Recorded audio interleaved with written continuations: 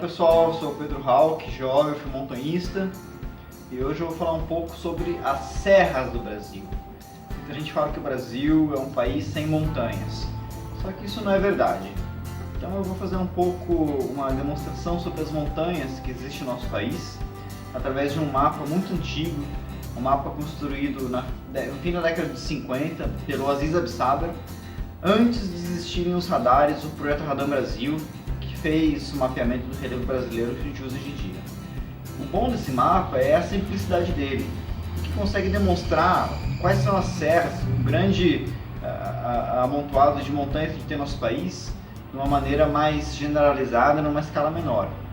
Então, começando a falar sobre as nossas montanhas de sul para o norte, a gente tem, bem no Rio Grande do Sul, aquilo que seria uma grande escarpa, né, que chega muito próximo ao litoral, que é a chamada Serra Geral.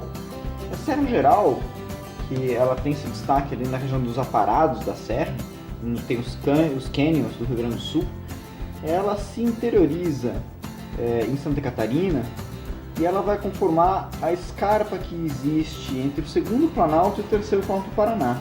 E também a escarpa entre a Depressão Periférica Paulista, que é essa região no mapa, e o Planalto Ocidental. Daqui você já vê que existe uma divisão muito grave do relevo, que a gente vai ver muitas vezes, são as divisões entre planaltos e planícies, né?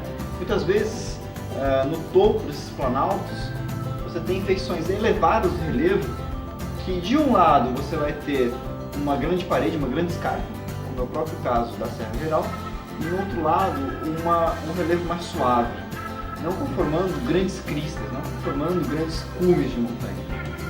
E isso é de uma maneira muito diferente na Serra do Mar.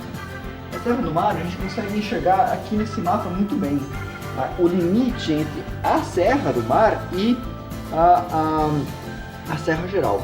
Aqui onde eu estou mostrando com a caneta é o início da Serra do Mar, no sul de Santa Catarina.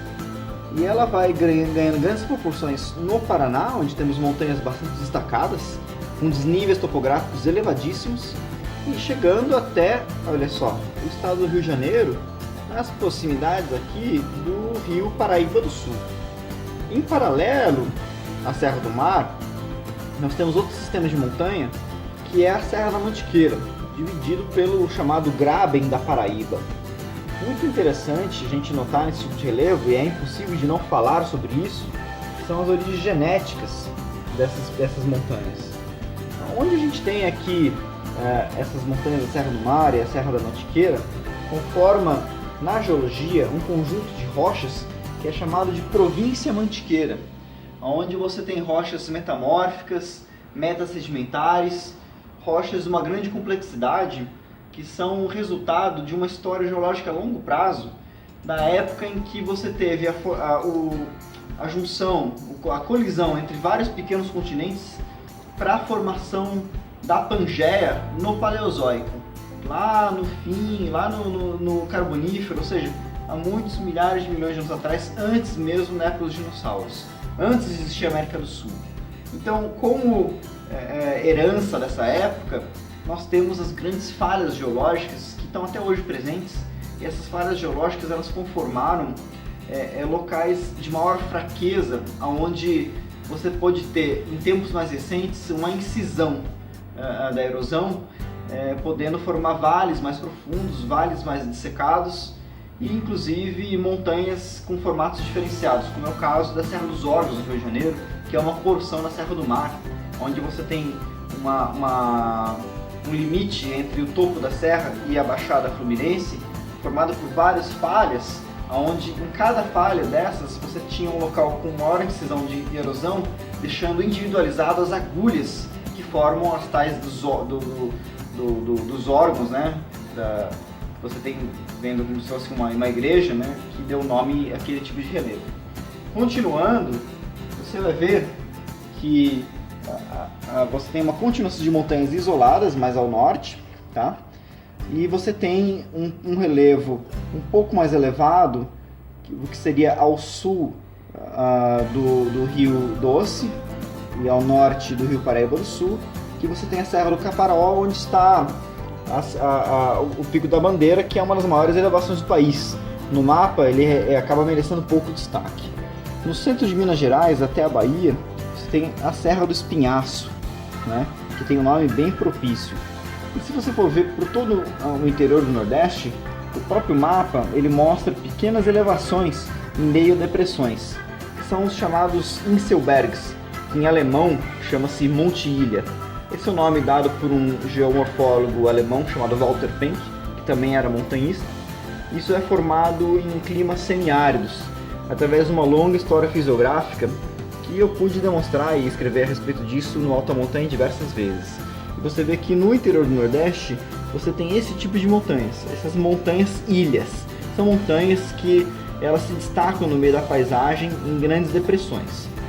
E no Nordeste nós temos, próximo ao litoral, entre Pernambuco e Rio Grande do Norte, o Planalto da Borborema. E mais para o interior, a gente vai ter outros tipos de relevo planáltico, como é o caso aqui entre Pernambuco e Ceará, o Cariri, a Serra de Ibiapaba, e no interior, entre Piauí e Maranhão, vários relevos em forma de mesetas que formam as chamadas Chapadas de Mesas, que é um relevo muito característico dessa região, que é uma região de bacia, com rochas sedimentares, que acabou que ao longo de sua história fisiológica formou montanhas com cumes muito extensos e cumes aplainados, formando como se fossem mesas, tá? Isso é muito típico, e aqui você pode ver que essas mesas nada mais é do que a dissecação do Planalto do Brasil Central, essa região inteira aqui entre Goiás, né, que a própria nossa capital do país está aqui no meio, que é o Planalto Central do Brasil. Então o Planalto Central é uma grande região onde você tem grandes nascentes de rios, como o próprio Rio São Francisco, Rio Tocantins, Rio Xingu, e depois os rios que vão formar a parte norte da bacia do Rio Paraná, tá? Ainda muito ligada à bacia do Paraná, ainda tem planaltos indo para o Mato Grosso, como é o caso aqui próximo a Cuiabá, da Chapada dos Guimarães. E por toda essa região você tem aqui o Rio Guaporé, e essa aqui é o Planalto dos Pacás Novos. É um planalto entre Mato Grosso e Rondônia. Não chega a ter uma feição de serra, é uma feição de planalto, tá? E essa região entre Mato Grosso e Pará tem a tal da Serra do Cachimbo, que na verdade também é um planalto. E, bom, aqui na bacia amazônica, nessa época, isso aqui é anterior à época dos radares, então todas as observações feitas em campo, elas eram a partir de incursões feitas a barco, então dava a impressão que toda a bacia amazônica ela era uma grande planície, porque era através dos rios que as pessoas notavam a paisagem.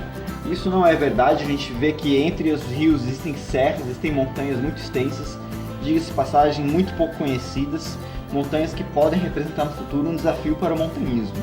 Sendo que as regiões mais famosas de montanhismo no meio da bacia amazônica é o Planalto das Guianas, que é essa região que a gente vê ao norte, na divisa com a Venezuela e as Três Guianas. Uma dessa região daqui do Planalto das Guianas, você tem aqui uma região de uma paleobacia, que é onde está o Monte Roraima, uma região de mesetas, de montanhas com cumes aplanados muito longos, muito extensos, como é o próprio Monte Roraima.